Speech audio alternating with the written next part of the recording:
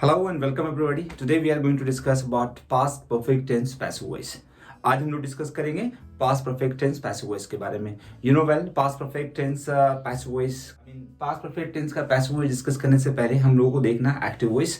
Active voice हम लोगों ने पहले भी किया है, सब्जेक्ट और उसके बाद क्या ऐड करना है फ्रेंड्स, हैड एंड वर्ब की थर्ड फॉर्म एंड ऑब्जेक्ट. ये एक्टिव वॉइस है पास्ट परफेक्ट टेंस का. हिंदी पहचान हम लोगों ने यहाँ पे देखा है. हिंदी पहचान या क्या है, कोई भी कुछ कर चुका था, कर चुके थे या कर चुके थे, या इसके अलावा कोई भी काम किसी ने कर लिया था, हो गया था, तो ये एक्टिव वॉइस है. पैसिव वॉइस करने के लिए फ्रेंड्स पीछे की तरह ही 3 गोल्डन रूल्स को हमें याद रखना है. और वो गोल्डन रूल्स क्या है? ऑब्जेक्ट पहले आता है, उसके बाद हेल्पिंग वर्ब है और उसके बाद वर्ब की थर्ड फॉर्म है. तो यहाँ पे ऑब्जेक्ट देखते क्या है, ऑब्जेक्ट को हम लोगों को पहले रखना है. देन उसके बाद हेल्पिंग वर्ब चाहिए. हेल्पिंग वर्ब क्या है? यहाँ पे हैड है ऑलरेडी, तो हैड हमने हेल्पिंग वर्ब रखा. उसके बाद वर्ब की थर्ड फॉर्म. तो वर्ब की थर्ड फॉर्म तो यहाँ पे है. उसके साथ एक और हम लोग को रूल याद रखना है, जैसा कि प्रेजेंट परफेक्ट टेंस में भी हम लोगों ने डिस्कस किया था कि जब एक्टिव वॉइस में मतलब वर्ब की थर्ड फॉर्म मतलब प्रेजेंट परफेक्ट टेंस हो या पास्ट परफेक्ट टेंस हो, तब वहां पे हम लोगों को पैसिव वॉइस में हेल्पिंग वर्ब के बाद बीन भी ऐड करना है, जैसा कि प्रेजेंट परफेक्ट टेंस में भी हम लोगों ने डिस्कस किया था. वैसे यहाँ पे भी पास्ट परफेक्ट टेंस है, हैड के बाद बीन भी लगाना और वर्ब की थर्ड फॉर्म. अब यहाँ पे देखिए ये कंप्लीट स्ट्रक्चर हो गया.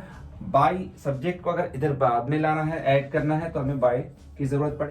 लेकिन फ्रेंड्स सब्जेक्ट और बाय हम जब स्पोकन में हिंदी में करते हैं तो हमें अभी सब्जेक्ट की जरूरत नहीं है, क्योंकि अगर सब्जेक्ट की जरूरत हुई, सब्जेक्ट का पता है, तो हम एक्टिव वॉइस में भी कर सकते हैं. जैसे कि आपने कहा कि वह काम कर चुका था, तो सब्जेक्ट का पता है तो हम एक्टिव इजीली बना सकते हैं, he had done the work.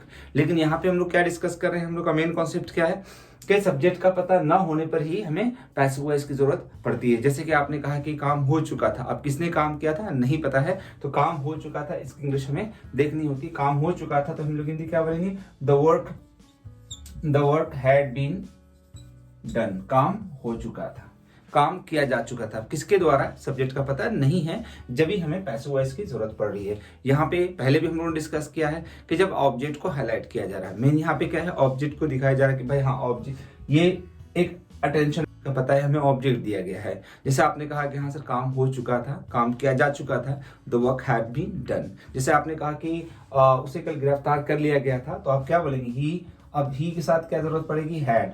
He had been arrested. यहाँ पे देखें फ्रेंड्स, ही जो है ना सब्जेक्ट नहीं है, ही क्या है यहाँ पे ऑब्जेक्ट है. उसे गिरफ्तार किया गया था, अब किसने गिरफ्तार किया था मुझे पता नहीं या हमें पता नहीं है. तो चलते पहले हिंदी देख लेते हैं, कुछ हिंदी सेंटेंस लिख लेते हैं तो ज्यादा इजी होगा. जैसे पहला सेंटेंस है, उसे गिरफ्तार कर लिया गया था. अब किसने गिरफ्तार किया था नहीं पता है, तो उसे गिरफ्तार किया गया था, ही क्या है, उसे क्या है, ऑब्जेक्ट है. तो हम यहाँ पे इंग्लिश क्या बोलेंगे, ही हैड बीन अरेस्टेड, जो कि यहाँ पे सेंटेंस में लिखा है, ही हैड बीन अरेस्टेड, उसे गिरफ्तार कर लिया गया था. अब किसने गिरफ्तार किया था हमें पता नहीं है. नेक्स्ट सेंटेंस क्या है, आपको बता दिया गया था, आपको बता दिया गया था. अब किसने बताया था ये हमें नहीं पता है, तो इसकी इंग्लिश भी क्या बोलेंगे, आपको बता दिया गया था. तो आप क्या है, ऑब्जेक्ट है, तो इंग्लिश क्या होगी, यू. अब यू के बाद हमें क्या ऐड करना है, हैड. हैड के बाद बीन लगाना है, यू हैड बीन. अब वर्ब की थर्ड फॉर्म हमें चाहिए, तो वर्ब की थर्ड फॉर्म क्या है, बता दिया गया था, मतलब इन्फॉर्म अगर यूज कर रहे हैं तो इन्फॉर्म की थर्ड फॉर्म क्या हो जाएगी, inform. You had been inform, आपको बता दिया गया था. जैसे सेंटेंस है, उसे कल पकड़ लिया गया था, उसे कल पकड़ लिया गया था. किसने पकड़ा था उसे हमें नहीं पता है, तो इंग्लिश क्या बोलेंगे, उसे पकड़ लिया गया था, तो ही. अब ही के बाद क्या ऐड करना है, हैड. ही हैड, और उसके बाद क्या ऐड करना है हमें, बीन. He had been. अब पकड़ लिया गया था, पकड़ना कैच अगर है तो कैच की third form caught. He had been caught, उसे पकड़ लिया गया था. जैसे मैंने कहा मुझे नहीं बताया गया था, मुझे नहीं बताया गया था, तो इंग्लिश में क्या बोलूंगा, आई. और आई के बाद क्या ऐड होगा, हैड. हेल्पिंग वर्ब हैड है यहाँ पे, आई हैड, और नेगेटिव है तो हमें हैड और बीन के बीच में नोट रखना है. जैसे मैंने कहा मुझे नहीं बताया गया था, I had not been, I had not been.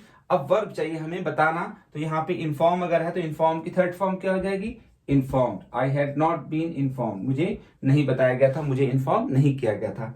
Next sentence देखते हैं, क्या आपको इनवाइट किया गया था. इंट्रोगेटिव है, तो अभी यहाँ पे भी सेंटेंस देखिए, अगर क्या हटा ले, आपको इनवाइट किया गया था, तो यहाँ पे भी क्या है, पैसिव वॉइस है, ऑब्जेक्ट का पता है किसे, आपको इनवाइट किया गया था. किसने इनवाइट किया था, सब्जेक्ट का पता नहीं है, तो हम एक्टिव में सेंटेंस नहीं बना सकते हैं, हमें किसमें बनाना पड़ेगा, पैसिव वॉइस में. तो यहाँ पे आपको इनवाइट कर दिया गया था, हिंदी पहचान वही है, या था, चुका था, तो आपको इनवाइट कर दिया गया था. इसकी इंग्लिश हम लोग क्या बोलेंगे, क्या है, तो आपको यू के साथ क्या ऐड करना है, हैड, तो हैड को हम लोग को पहले करना है। इंट्रोगेटिव सेंटेंस है तो हेल्पिंग वर्ब को हमें पहले लाना है। तो मैं क्या बोलूंगा, क्या आपको इनवाइट किया गया था, तो हैड यू, और हैड यू के बाद क्या रखना है, बीन। हैड यू बीन, और इनवाइट करना थर्ड वर्ब है खुद ही है, तो हैड यू बीन इनवाइटेड, क्या आपको इनवाइट किया गया था, क्या आपको दावत दी गई थी, हैड यू बीन इनवाइटेड। तो ऐसे सेंटेंस से इंट्रोगेटिव करना है तो हैड को पहले। क्या चोर को पकड़ लिया गया था, तो क्या बोलेंगे, हैड द थीफ। अब बी की थर्ड, सॉरी बीन लगाना है यहाँ पे, हैड द थीफ बीन। अब कैच की थर्ड फॉर्म क्या हो जाएगी, caught. Had the thief been caught, क्या चोर को पकड़ लिया गया था। नेक्स्ट सेंटेंस जैसे अब यहाँ पे देखते हैं हम लोग, मेरे पहुंचने से पहले उसे पकड़ लिया गया था। अब पहले क्या, मेरे पहुंचने से पहले दो सेंटेंस है, एक सेंटेंस ये है और उसे पकड़ लिया गया था, दूसरा सेंटेंस ये है। हमें क्या देखना है, उसे पकड़ लिया गया था, ये पहला मेन सेंटेंस यहाँ पे है, तो इसकी इंग्लिश हम लोग क्या बोलेंगे, ही। अब ही के बाद हैड लगाना है, ही हैड बीन। अब वर्ब क्या है यहाँ पे, पकड़ना, कैच की थर्ड फॉर्म क्या हो जाएगी, caught, he had been caught. अब आगे सेंटेंस क्या है, मेरे पहुंचने से पहले, मेरे पहुंचने से पहले, तो इंग्लिश में क्या बोलूंगा,